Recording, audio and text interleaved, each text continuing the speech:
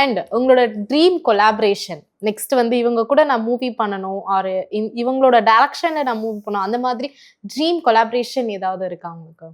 I have so much of dream and சொல்ல மாட்டேன்.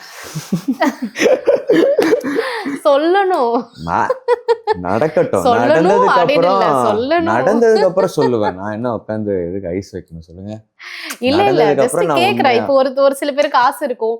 இப்ப எனக்கு ஒரு ஆசை இருந்துச்சு தளபதி மூவில சூப்பர் அட்லீஸ்ட் கொஞ்சம் பிடிக்கும். ஆனா என்ன பண்ணுவோம் பார்த்தா கடைசியில ஒரு லாஸ்ட் மூவின்னு சொல்லிட்டு போயிட்டாரு. யா அந்த மாதிரி இதுக்கப்புறம் வந்து ஃபீலிங்ல இருக்கீங்களா? லைட்டா கொஞ்சம் சும்மா அப்படியே தளபதியோட நிக்கிற மாதிரி பண்ண வேண்டியதான். இப்பதான் வந்துருச்சு டெக்னாலஜி. எனக்கு நிஜமா அதான் வேணும். நான் வீட்டுல என் ஃப்ரெண்ட்ஸ் வீட்டுல எல்லார்கிட்டயுமே என்ன தெரியுமா, நான் தளபதி அப்போ வந்து பார்த்துட்டேன். ஸோ தளபதி இன்டர்வியூ எடுக்கிறேன்னா ஒரு மூவில வரணும், அதுக்கப்புறம் தான் நான் மேரேஜே பண்ணிப்பேன் அப்படின்ட்டு இருக்கேன். எங்க வீட்டுல ஃப்ரெண்ட்ஸ் எல்லாம் அப்போ சத்தியமா கல்யாணமே நானும் வெறித்தனமான விஜய் ஃபேன் தான். ஆனா என்னப்பா கல்யாணம்ப்பா, வாவ் கிரேட் அண்ணா. இந்த மாதிரி போட்டுப்பாங்கன்னு நினைக்கிறேன்னா எல்லாம் வேண்டாம். நான் நிஜமா இது வரைக்கும் நான் தளபதி கூட பண்ணவே இல்லை. சும்மா பண்ணுங்க, ஜாலியா பண்ணுங்க. அந்த மிச்சலை முரண் 365 டேஸ்ல அவங்க கூட பண்ணிட்டு வச்சுட்டு இருக்கேன். நான் தளபதி கூட பண்ணல. தளபதி கூட நான் நேர்ல தான் போட்டோ எடுக்கணும். நேர்ல அதுக்கப்புறம் தான் உங்களுக்கு கல்யாணம். அந்த மாதிரி இல்ல சார். அப்ப என்ன வேணாலும் சொல்லலாம் நினைக்கிறேன். சோ சார் அந்த மாதிரி உங்களோட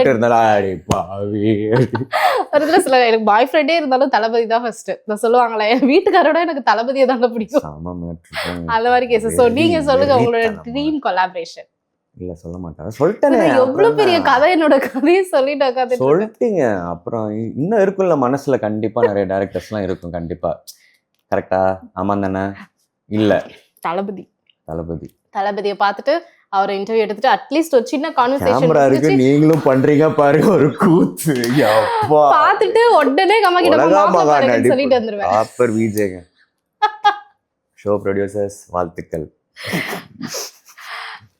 நீங்க வந்து இப்போ ரொம்ப வருஷத்துக்கு முன்னாடியே ஆல்பம் சாங் பண்ணிருந்தீங்க, அதுக்கப்புறம் சீரியல்ஸ்ல பண்றீங்க, இப்போ வெப் சீரிஸ் அதெல்லாமே பண்ணிட்டு இருக்கீங்க. உங்களுக்கு வந்து ஏதாவது ஒரு கட்டத்துல நம்ம கிவ் அப் பண்ணிடணும் அடப்போ அப்படின்ற மாதிரி எப்பயாவது தோணி இருக்கா?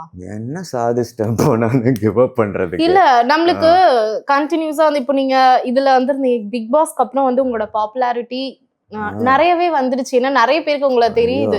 ஈவன் என் ஃப்ரெண்ட்ஸ் குரூப்ல காலையில போட்டேன் சத்யா அவங்கள தான் நான் இன்னைக்கு வந்து இன்டர்வியூ எடுக்க போறேன் அப்படின்னு பார்த்தேன். அப்படியா, சரி அப்படின்னு சொல்லிட்டு எல்லாருக்குமே தெரியுது சார். அதனால சொல்றேன், தெரியுது அது ஒரு விஷயம். ஏன்னா நம்மளுக்கே தோணும்ல, அடப்போ எவ்வளவு நாளைக்கு இப்படியா வாய்ப்பே இல்ல. அதான் நான் சொல்றேன்ல, பிக் பாஸ் வந்து என்ன வந்து இன்னொரு படி ஏத்துறதுக்கு தான் இருந்திருக்கு.